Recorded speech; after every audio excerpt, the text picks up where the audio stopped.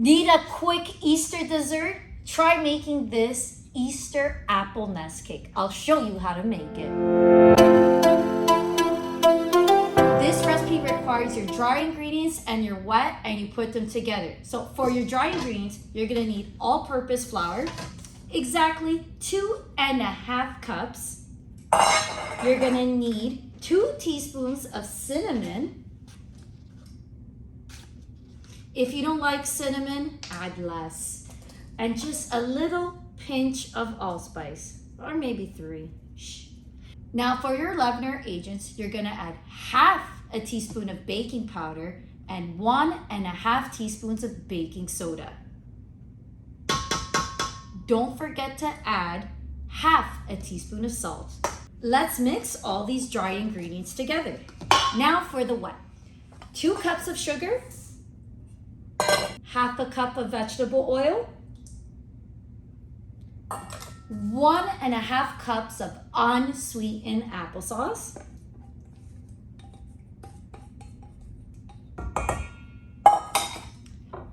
half a lemon zested.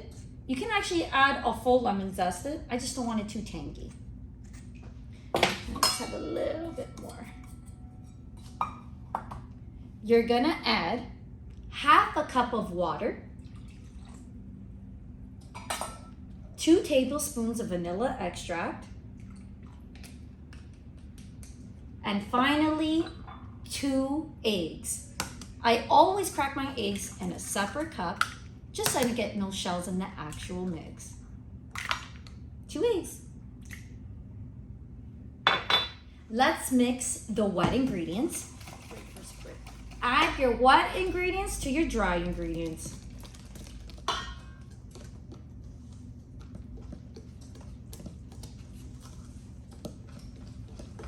Just like that, no lumps or chunks. Nice and smooth, and it smells delicious. Let's pour this in your cake pans. Let's grease the 6-inch Angel cake pan. Grab a little bit of butter, rub it all around the pan. So you buttered it up. Grab a little bit of flour, dump it in the pan, and shake it. Make sure to grab the sides as well. Just like that. Once your Angel cake pans are finally greased, remember we're using 6-inch, grab your batter and we're gonna fill it up. Fill it up halfway. I'm using an ice cream scoop because it's easier to control. Now this recipe actually makes 4 of these pans. If you don't want to make 4, just make 2 8-inch Angel cake pans. I like mini because they're cute. And this recipe freezes so nice.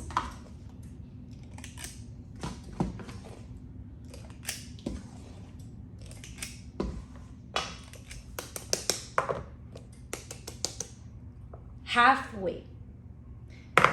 I actually have some crumble mixture that I'm gonna add on one of these pans. You don't have to use crumble, it's totally up to you. Bake these in a preheated oven at 340 degrees for 25 minutes or until a toothpick comes out clean. All right, it's been 25 minutes and look how beautiful these cakes are. This is the crumble and this is the plain. This one right here, we're gonna make it Easter style. Let's make the cream cheese frosting. You're gonna need half a block of cream cheese. So that's about 125 grams. Make sure it's at room temperature. You're gonna need 1/4 cup of butter to this cream cheese. If you don't like it to be too cheesy, add the whole stick, but I wanna taste the cheese. And let's mix this up until it's cohesive. Make sure the cream cheese and the butter is nice and smooth together. This is when you add the icing sugar, not before. How much? Use your taste buds. No, I'm not using measuring because I'm gonna use my taste buds. This is exactly 1/4 cup. That's what I'm gonna start off with. After that, use your tongue. And this is what your cream cheese frosting looks like. It should be thick to hold, well, it's not coming out. You can add a little bit of vanilla, totally up to you. I'm just adding a little drop. Yeah, that's it, that's it, that's it. Don't add more, you don't need it. All right, and your frosting is done. Cream cheese. All right, we have the cream cheese frosting. The cake is cooled for an hour. Put it in a piping bag, and we're gonna do this motion. Make it look rough. It's supposed to look like an Easter nest, okay? Make it look rustic. Now, if you see that the cream cheese is frosting, it means your cake is too hot. Just like that. I have a little bit more.